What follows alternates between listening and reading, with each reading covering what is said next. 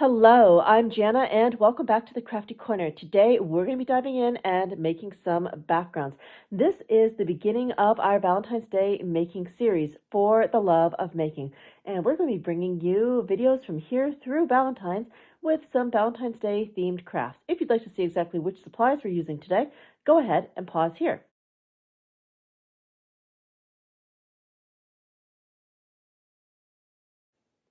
All right, let's head over to the Crafty Corner.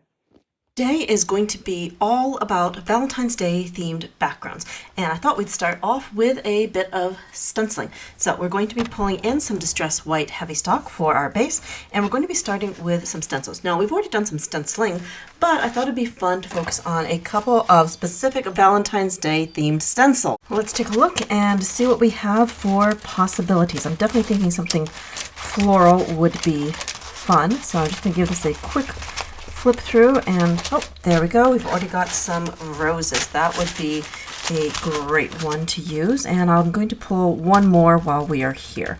Now I have all of these stored on one of these really cool little rings, and I found these over at Simon Says Stamp. Okay, so I know there's another one that would be really, really good. I can't remember if I have it in the large size. There it is, the hearts. Gotta love all those hearts. So we're going to be pulling that one in as well. Okay, let's go ahead and grab that. Okay, so we've got a few stencils to play with. Let's go ahead. We'll just put this right back on the binder ring, set them aside, and they'll be ready for us to put the stencils away after. All right, so I thought we'd start off with the hearts. Now this is a nice one because it is a repeating stencil, and that means I'll be able to just slide this over to complete the pattern. All right, so let's start off with some lumberjack plaid. And I decided to go with oxides today because they show up very, very nicely. Oh, let's see here. There we go. So we'll just take that, get some ink on there, and stencil. All right.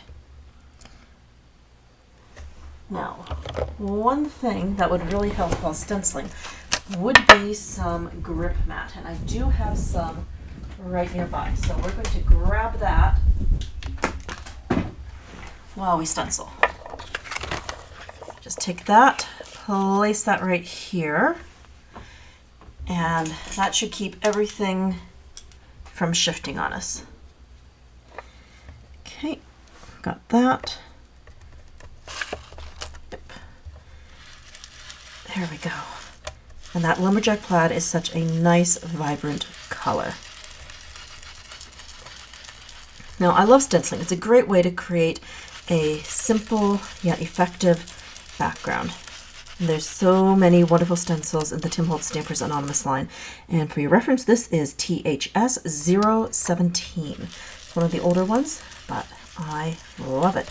I love all the different sized hearts, and the oxide just makes it so pretty. All right, let's go ahead. We'll shift that right over, and we'll just line this back up. I'm going to use that bottom heart. Oh, wait a minute. What's going on here? Okay, interesting. I thought that would shift right over, but that doesn't. I have a hunch though. I'm just going to quickly clean this off, and I'm going to flip it over. Huh, I don't know why I thought that was a repeating pattern, but apparently not. But I think if we flip this over on the opposite side, it might line up. So let's go ahead and try.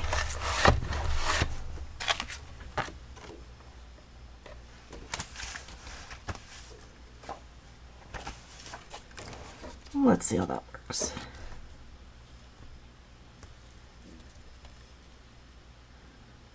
Huh, those line up, but then why doesn't that bottom one? That's interesting.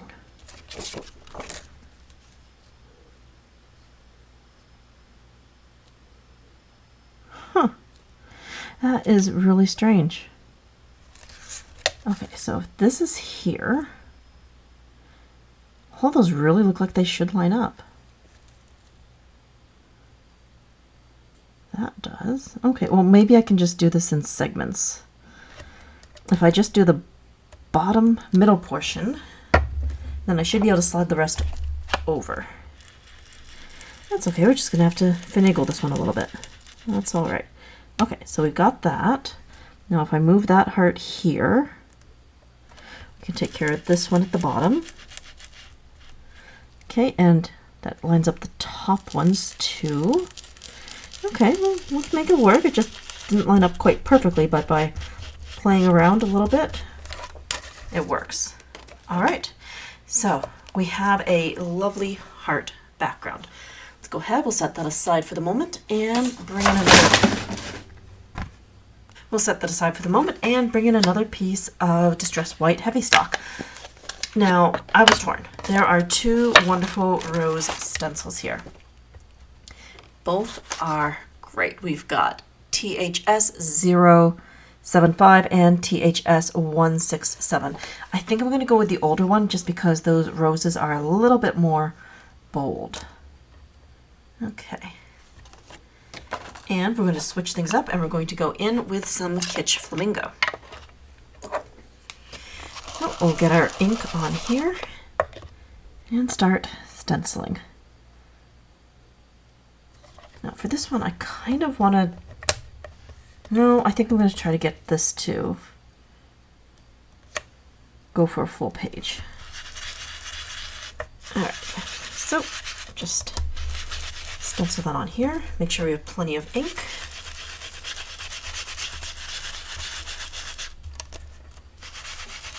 Now for the blender tool, I'm using one of the mini blenders, and I've got some dome foam on here for applying the ink.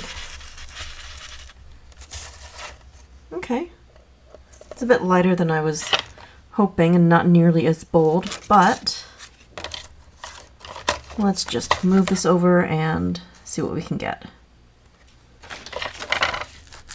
Now I do love the Kitsch Flamingo color, but I'm wondering if I should have used a brush instead of the dome foam. That's okay, we'll make it work. As they say, a background is in the background. So I'll probably collage over the top of this anyway, so it won't really matter.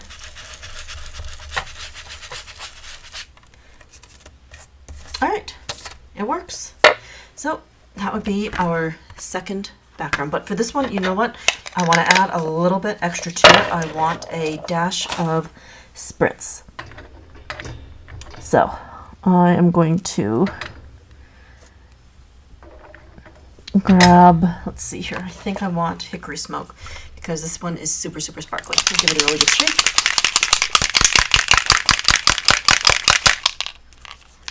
And spray. Okay, and that's not going to be nearly as dark once it has a chance to dry. So we'll set that aside and let this one air dry. All right, now we're going to be moving right along. We're now going to get into some Distress Spray Stain backgrounds paired with spritz, of course. So for that, we're going to be pulling in some Distress watercolor cardstock. For colors today, we're going to be using a combination of Lumberjack Plaid, Worn Lipstick, Kitsch Flamingo, Spun Sugar, Candied Apple, Festive Berries, Picked Raspberry, and then I've got two oxides. We've got Picked Raspberry and Fired Brick. And we'll be able to make a lovely combination of backgrounds. So I think I want to start off with a classic red, and we'll use a combination of the Candied Apple and the Lumberjack Plaid. So I do have this texture side. You know what? No, I need to put all these texture side down because there's a good chance we'll be stamping on a lot of these. So texture side down, give it a good spray, and start with the Candied Apple. All right, and now some Lumberjack Plaid. That will be a lovely red. Okay, pretty good. Now we're just going to add some water, get that spray moving. And I'll just pop this on fast forward for a moment while we drip and dry.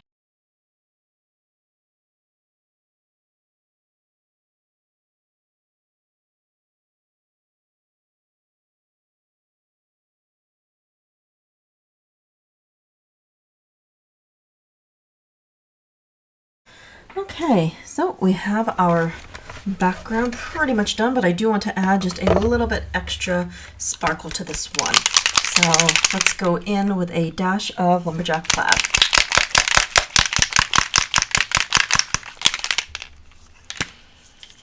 Okay,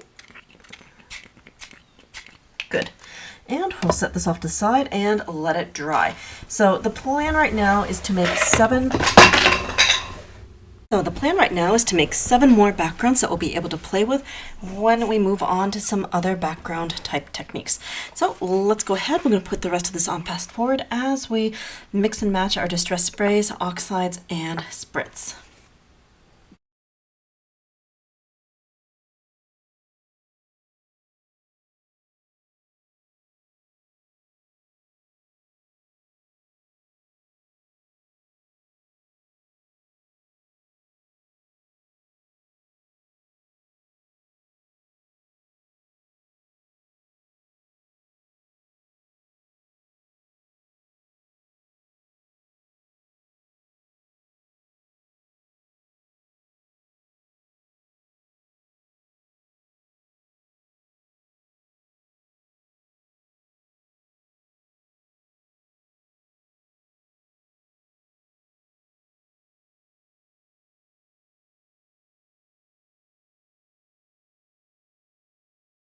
Let's take a look at the backgrounds that we've made.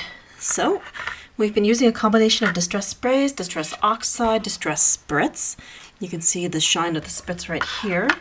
And we even pulled in some of the distress spray metallic. I haven't used that in ages, but still great results. We've got all sorts of different colors, many different shades. I love the combination of the oxide and the sprays. So we have got plenty of backgrounds to choose from now. All right, so moving right along, we're going to dive into some distress glaze. So we're going to pick 2 backgrounds for glaze, and we're going to set 3 aside for another technique, and another couple aside for another. So we've got 3 more techniques that we're going to be examining. So let's see. I think those 2 are going to be good for the next thing.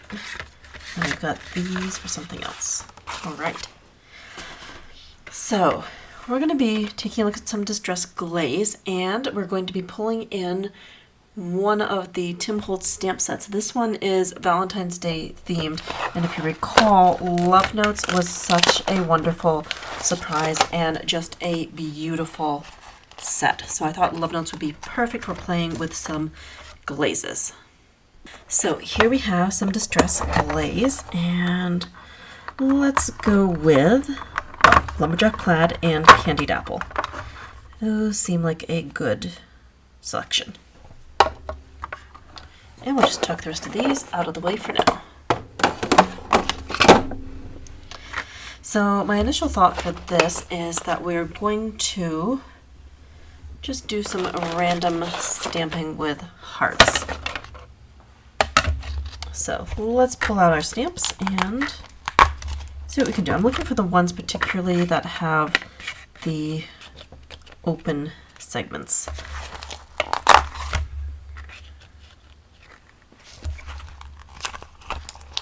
So many hearts to play with. I love it. Oh, you know what? I could do a couple of solid ones. I don't want to do a lot of solid, but we could do a couple. That and that. And, oh, I really like the scribbly hearts too. Let's go with that one. Okay, so this is pretty good. I'm definitely going to have to go in for a second round of stamping, but this gives me a really good start. So I'm just going to place that, lift those up, and I've got my distress dabber right here. This has got the embossing ink. So I'm just going to tap that on to all of these lovely hearts, and then we'll be able to stamp that and add some glaze. Now for glaze, I decided that we're just going to go single color. The main thing is I just want some texture contrast on here, and adding glaze over these beautiful backgrounds seems like a great way to add some interesting texture. Okay. think that's pretty good. Now lift this up, give it a good tilt. Make sure that everything has got ink on it. If we see spots without ink, we need to go back and add a little bit more. It looks good. So we're just going to take this, flip this around, and place that right here. Good firm pressure.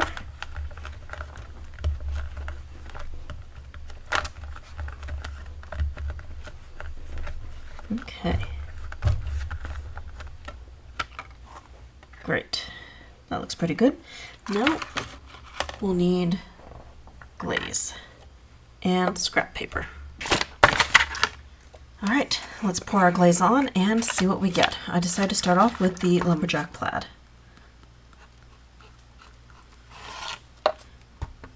Ooh, looks good. So we'll be back in just a moment after I've had a chance to heat this up. There we go, round one of embossing. So we're going to add more hearts. So I'm just going to quickly wipe these off. And let's see here. I can add a little one here. I want to put the big one over there. I can put this little guy right here. Excellent. And got room for this right here. Perfect. And that's going to make a great background. So go ahead, pick those up. Get more embossing ink. Whoop.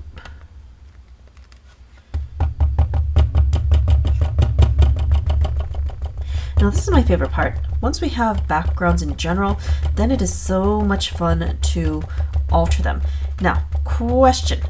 What are your favorite ways to alter backgrounds? I would love to hear. Please leave some comments for me, and maybe I can include some of those ideas in following videos. All right, let's go ahead, take that, stamp that down, get our paper back, more glaze. There we go. And excellent. That is going to look really, really good.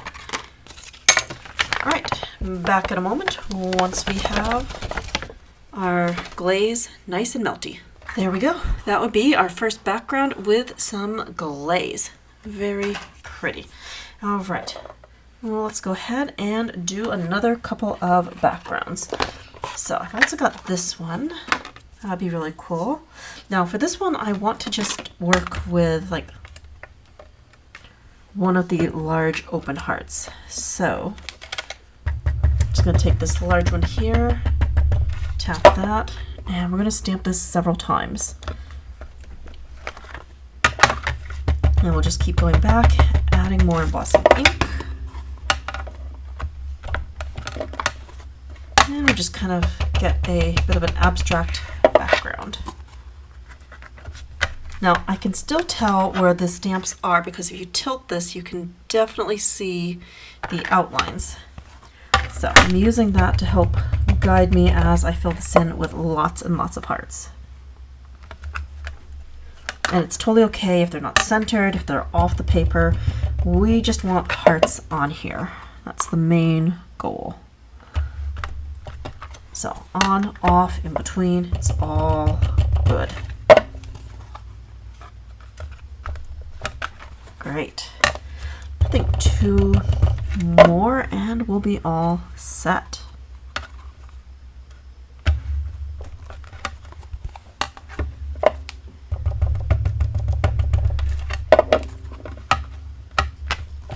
That's good and perfect. Now we'll bring our scrap paper back in and let's switch over to some candied apple. And we'll just sprinkle that right on here. Ooh, very pretty. I like it. All right.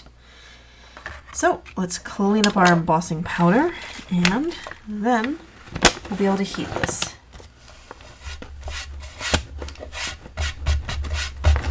Now, if you ever end up with lots of embossing powder on your mat because your scrap piece of paper didn't catch it all, I highly recommend using Swifter. or dryer sheets. Very easy way to get the glaze off your desk so that you don't end up with a sandy beach. Okay, so that is good. Set that aside, and let's go ahead and melt this. I'm going to mute this part, but I thought it'd be fun to see this in real time. I don't know what it is, but watching embossing powder melt is simply magical every time. You start to heat up the little granules, and then all of a sudden, when the temperature hits the right spot, you can just see kind of a sweeping wave as you move the heat tool all over the paper, watching those individualized little crystal plastic particles melt into a beautiful glossy finish. Still one of my favorite techniques to play with, and simply to watch the magic of this transformation.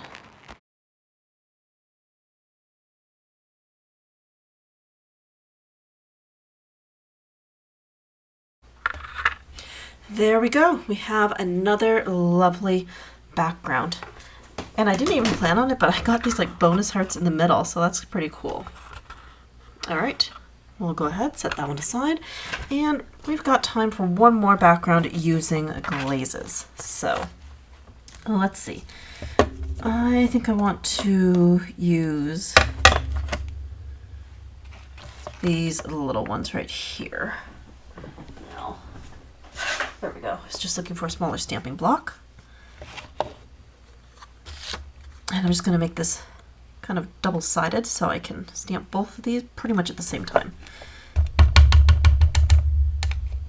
Okay. And we'll just start stamping. It doesn't work so well with double like that. Let's just go single. Alright. So we're just going to stamp as many of these as we can, and then we'll add the Distress Embossing Glaze and see what we get. Stamping like this is just really fun. Like, you don't really need a plan. You can just kind of go with it and see where things end up. I like that for days when I don't have much crafty inspiration. It's a good way to just make and then later check out your backgrounds and become inspired. Alright, let's switch that up to the little itty bitty one. There we go.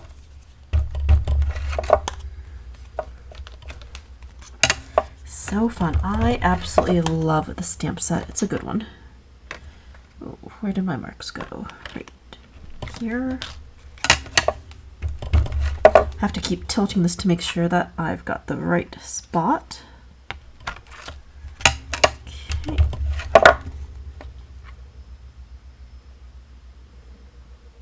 Okay, one here. I think I need about 2, maybe 3 more of these little ones, and then we'll call it good.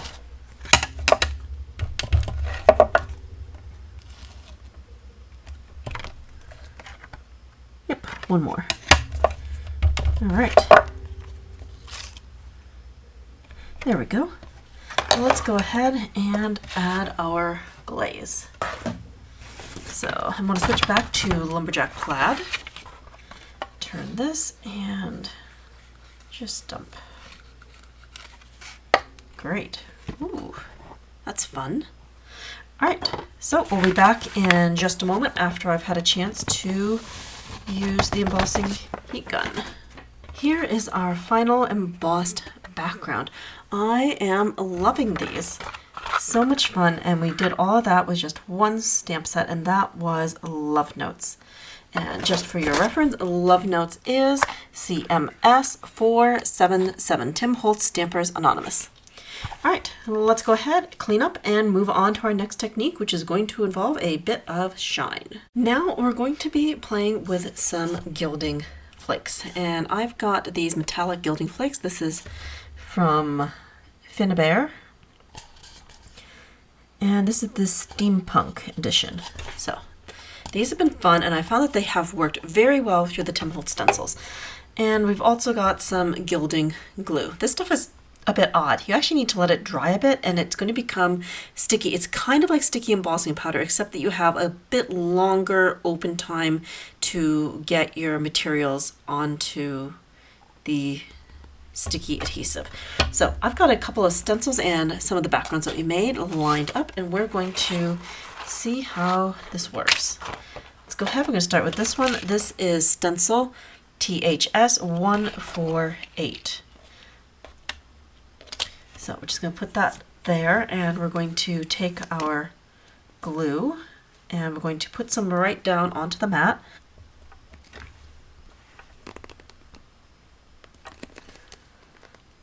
Okay, not quite sure how much glue we're going to need, but we have a decent amount right here to get us started.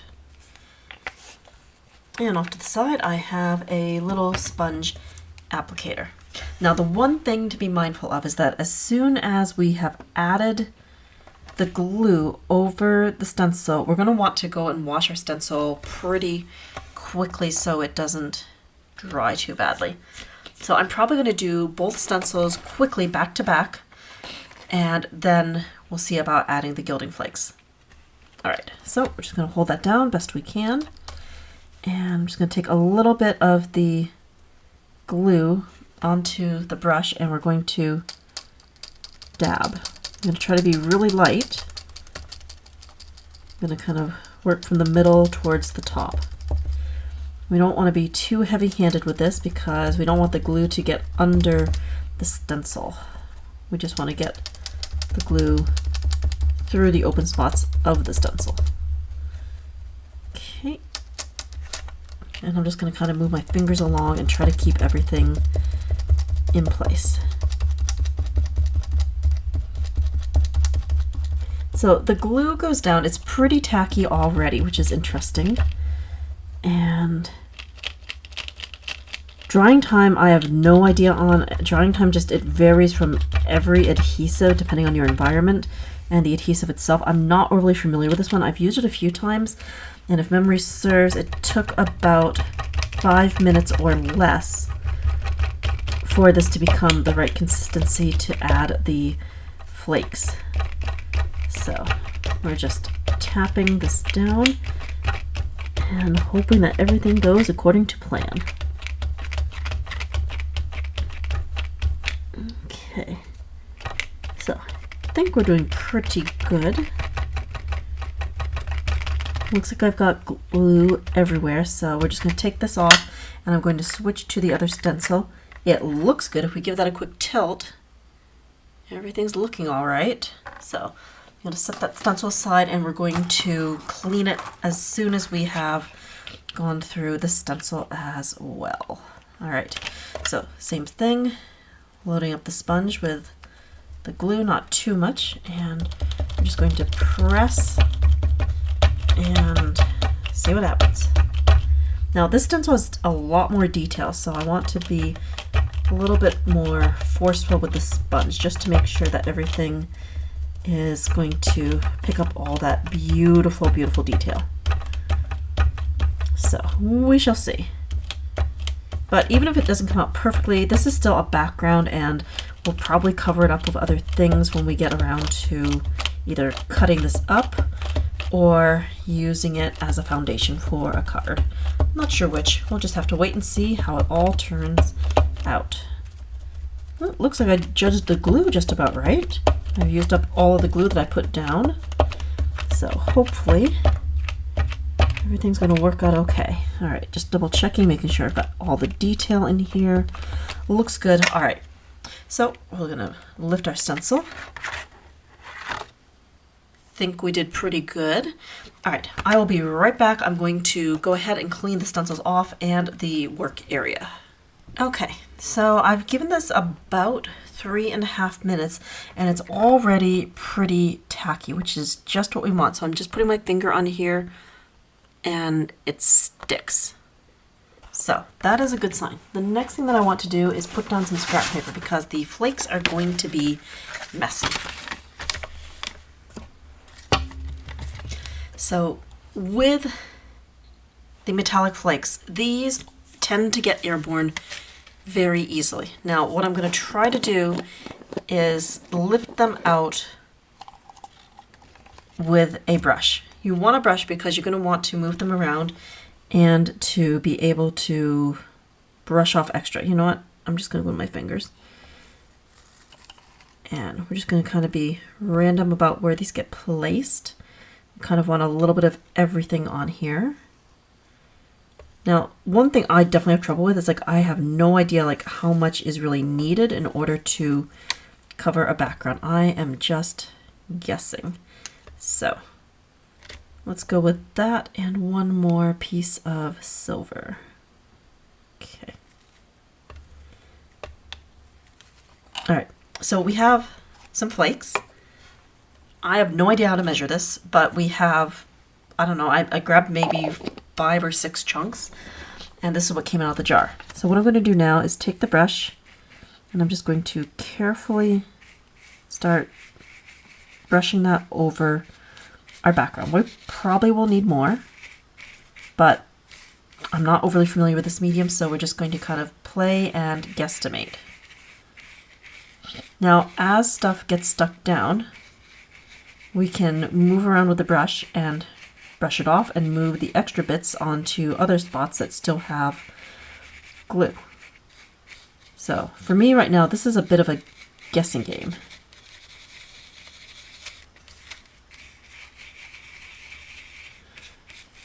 Alright, so far so good. We definitely need more flakes, I can tell that much.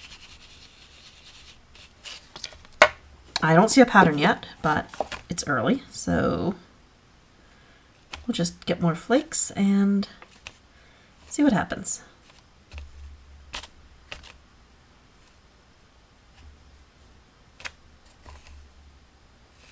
All right, let's go with that and see what we get.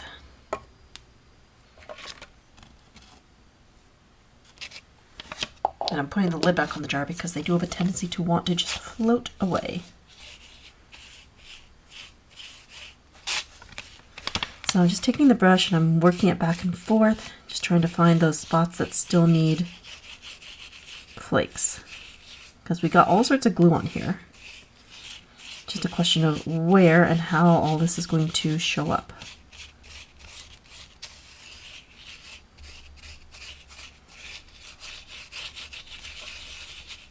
So I think I do need a slightly stiffer brush to help brush off the extra. I think we've got all the gluey spots covered now, so that's good. But I still need to find... Oh, wait a minute. I'm just moving this around on my finger and it's actually kind of working. That's cool. But I still think I want a stiffer brush. Maybe one of the collage brushes would work really well. Oh, there's still a little bit of stickiness up here. Let's try to cover that. There we go. All right, so I'm gonna try to pull in a collage brush.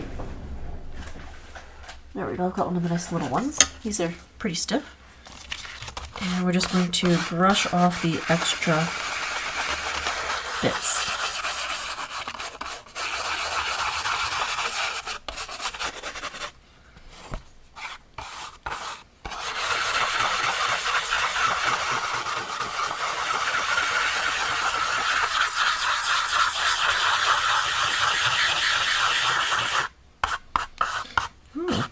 That is pretty.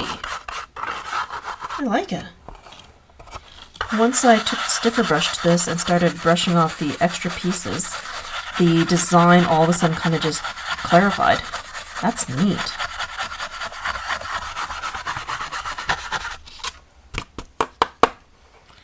Very cool. All right, set that aside. And I'm just going to dump these extra random bits into the trash. Okay, well, let's go ahead and see what happens with our second background. So this is the one with the roses, and now I kind of have a better idea of about how much I need for flakes. Take that and just put that on here. Okay, that looks good. And I can move it around with the brush. The main thing is I don't want to sneeze. If I sneeze, this is going to go everywhere. That'd be terrible. It's like you even don't want to breathe too hard or speak loudly and worrying about the flakes going everywhere.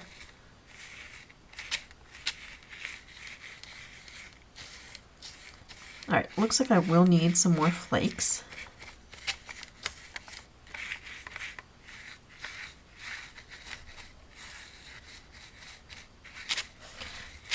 maybe not. I don't know. It's so hard to tell at the beginning.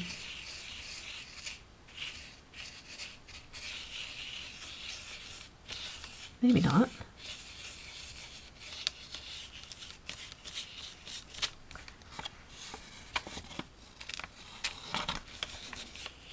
Okay, I think we've got it.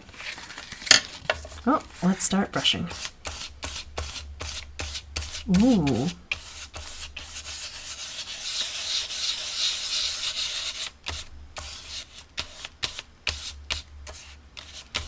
That is just so neat.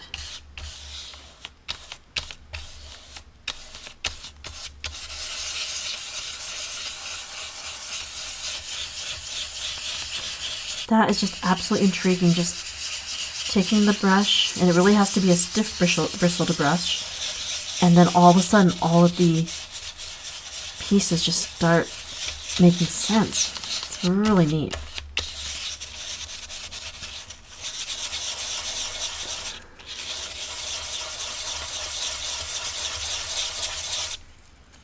Wow. So pretty.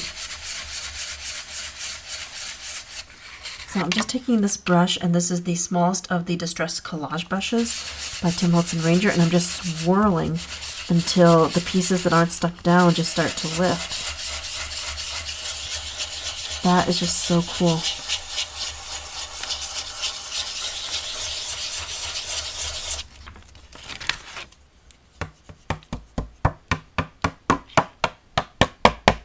There, and I'm just knocking off some of the extra bits. Okay, so that is gilding flakes. So pretty. And just look at the two backgrounds we were able to make. Really cool. All right, so we're going to do a quick cleanup, and then we'll move on to our last background technique. Okay, so our last technique is going to involve Mink Ink. I love this, and I'm hoping that someone might be able to tell me where to get more of this. I got an extra backup bottle on Amazon, but I cannot find this anywhere in the crafty world at the moment. I'm seriously wondering if it's been discontinued, but either way, this stuff is great, and if you have it in your stash, it's absolutely worth using. So what we're going to do is we're going to open this up, and I'm going to pour some onto a piece of disposable plastic. Now, it's important that this is disposable because this stuff is messy. And the good news is a little bit goes a long way. I'm going to move that here for the moment. And let's take one of our backgrounds. Let's see here. Which one do I want to start with? Let's start with the flowers. For this background, we're going to be adding in a little floral element. And we're going to need a stamping block. And we also need a brayer. I'm using one of the mini Tim Holtz Ranger brayers. These are nice and soft and super easy to clean. So we have our stamp.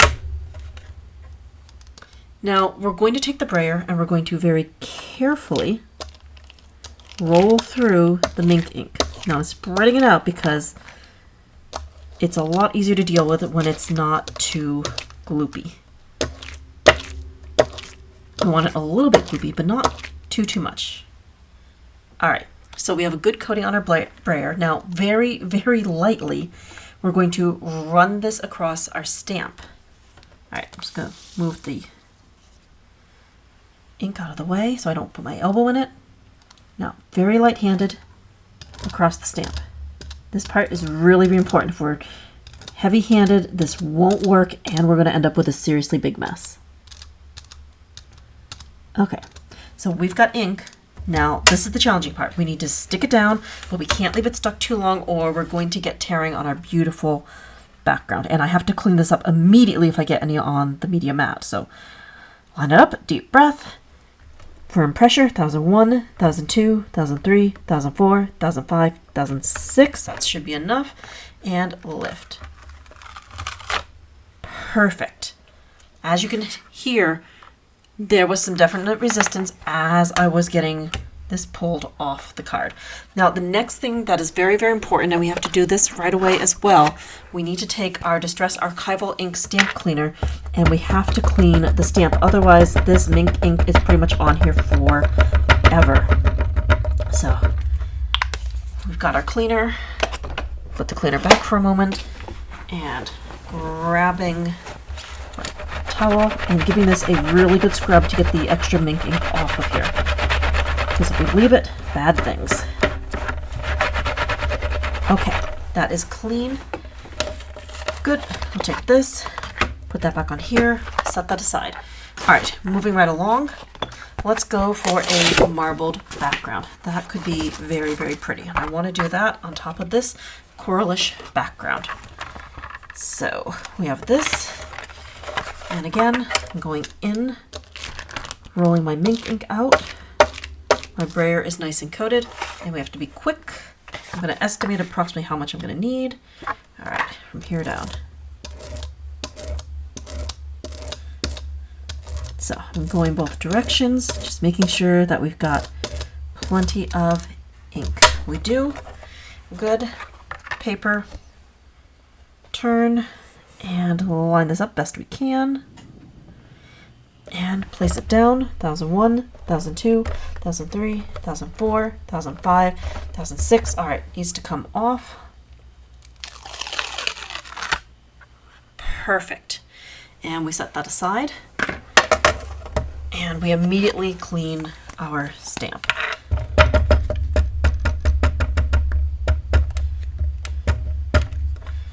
Okay, good. And grabbing my cloth, we give it a really good scrub.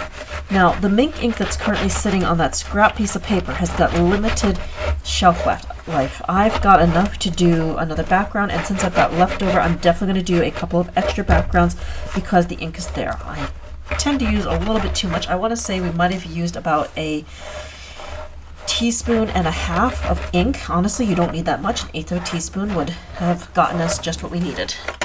But that's okay. It's been a while, and since we have it out, we are going to play with it.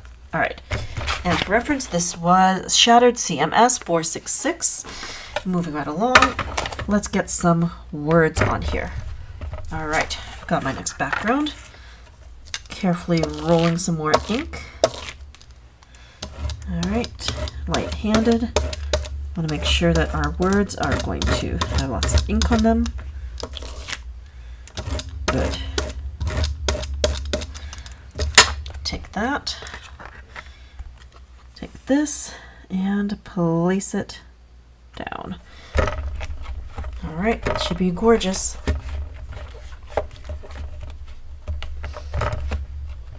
All right, good. Perfect. Absolutely beautiful. And we'll set that one aside as well.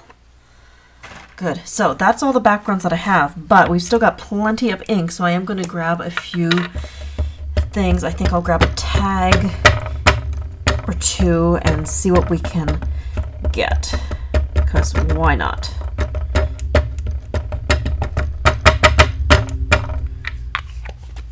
All right. And we'll give that a quick scrub.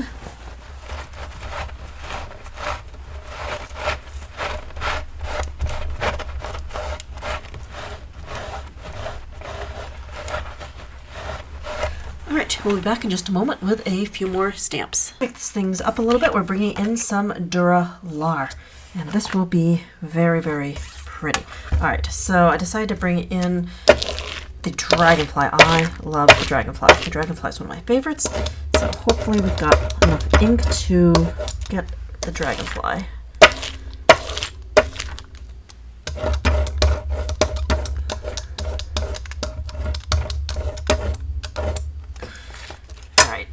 Not sure, but here it goes.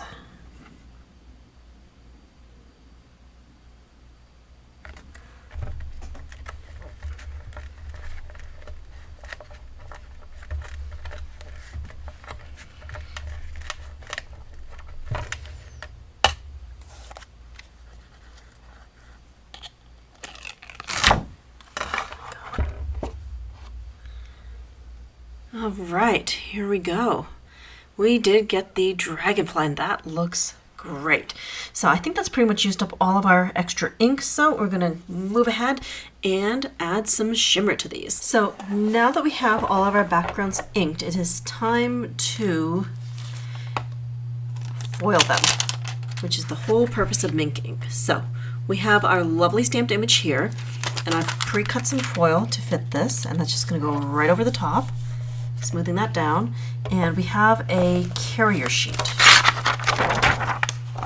So we're going to take this and stick that right in here.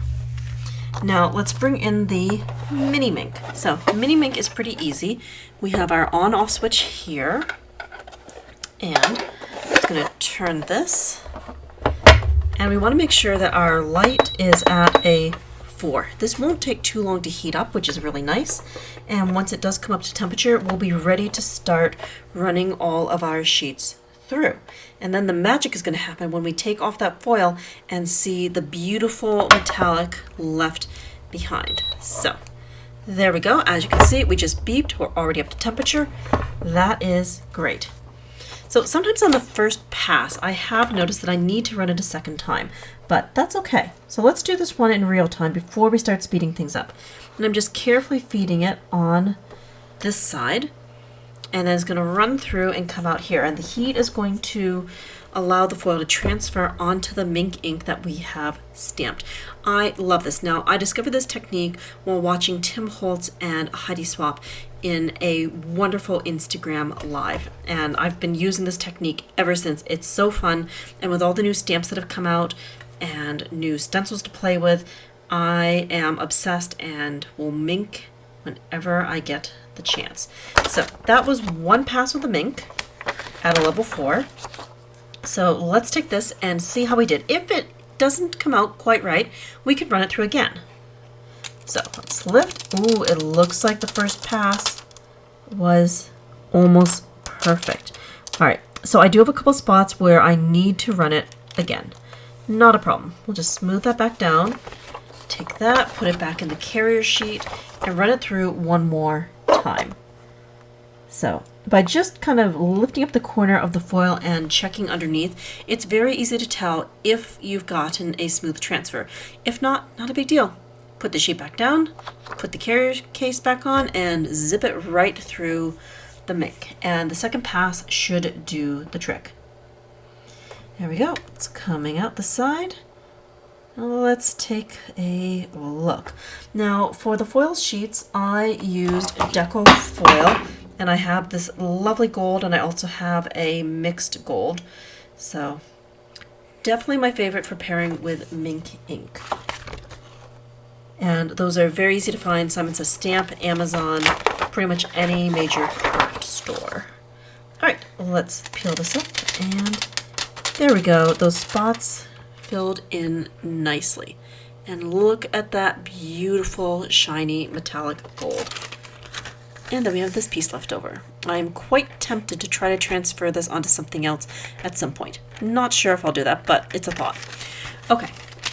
Let's go ahead and put the rest of this on fast forward as we foil the rest of our backgrounds, plus a few bonus ones after I really got into minking. All right, let's go ahead and put this on fast forward.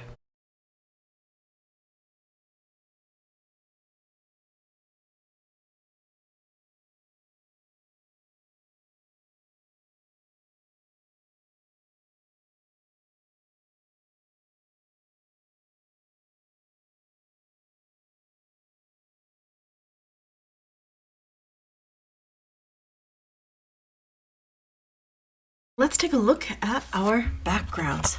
Ooh, so shiny. Mink and ink with foil and stamping is amazing. And here's the one with all of the lovely letters on it. Very, very pretty. And then this is the one with the flowers. Love that, it's very elegant. And I ended up doing a few bonus pieces just because I had the foil. Now, an interesting thing I just discovered, probably this is old news, but if you look over here, you can see that there's all sorts of wonderful detail of this from the stamp here, but the foil kind of got in the way. Now this is neat. If we take a brush and we start working our way over the top, a lot of that extra foil just magically vanishes. I did not know that was going to happen, so I'm super excited about that. I was like, oh, that's not so good. I lost some of my detail. Rats, can't use that. But then I remembered the thing with the gilding flakes. I'm like, wait a minute, maybe we can brush some of that off with a stiff brush. And what do you know? We can. It works beautifully. And now we're just slowly bringing the detail back into that dragonfly. I just think that's so cool. I did not know that would work. So, very excited about that. And there we go. Now we have all that lovely detail back. It's really, really cool. So, useful tip if you are trying this and stuff doesn't quite go the way you want, take the brush and give your piece a good scrub, and that extra foil will come right off. Just too cool. And you really know that you've got the extra foil just by flipping this over and seeing all those little silvery spots which weren't intended to be foiled. So I think that is pretty neat. There we go. And let's see, we also did this piece. That was an extra one just because we could. So let's take a look at all of the backgrounds that we have created today with the theme of Valentine's Day backgrounds. We have got all sorts of lovely pieces created with Mink Ink. That was so much fun, and we have some beautiful pieces that are now complete. So shiny. I love it. And then we had some more traditional backgrounds during our play. We worked with some stencils to create these. Nice simple backgrounds that we'll be able to use. And then we got into some distress embossing powder. Very fun, and that gave us some great texture on these backgrounds. And we also had a chance to play with some gilding flakes. Not one of my traditional medias that I use here at the Crafty Corner, but absolutely fun, and these work beautifully with all of the Tim Holtz stencils, and I can't wait to do some more exploration. So here are our completed backgrounds for today's Valentine's Day background theme. Thank you so much for joining me here today at the Crafty Corner. I hope that you've enjoyed all of these fun techniques and vibrant colors. Until next time, happy crafting!